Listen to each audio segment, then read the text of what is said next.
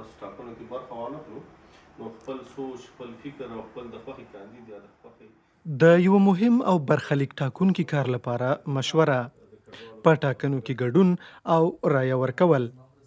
د افغانه کورنۍ د آلمان په عمومي ټاکنو کې رایه ورکول خپل مسؤلیت ګڼي، نو ځکه خو د یوه داسې ګوند په اړه څېړنه او پلټنه کوي چې پالیسي یې د کډوالۍ خلاف نه وي. وصال سرشار او خور یې آسیه سږ په لومړي ځل د آلمان په ټاکنو کې رایه ورکوي.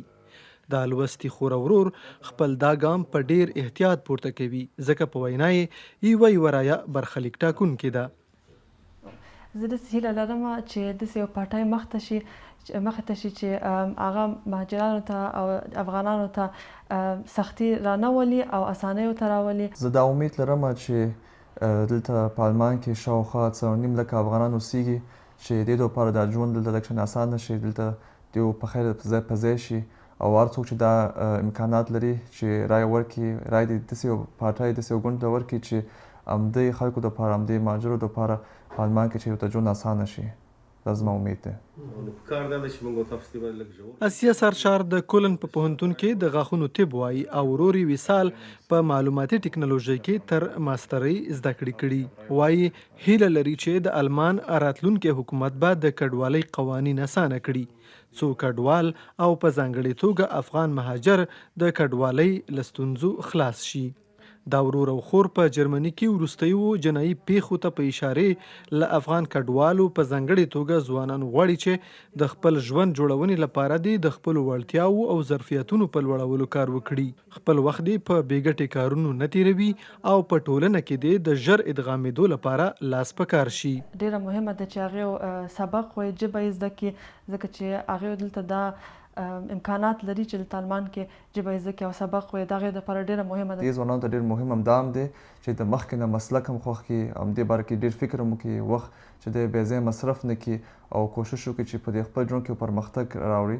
لکه په دې ژبه کې کوشش وکړي چې دا ژبه زر زده کړي او دلته یا اوسبیلډونګ شروع کړي یا چې د پوهنتون امکاناتو پوهنتون وي او دې دپاره دا ژبه ډېره مهم ده. وخت ضایع نه کړي او کوشش وکړي چې څونه زر چې کېږي څه چې هغه په امکانات کې وو همدې نه ګټه واخلي.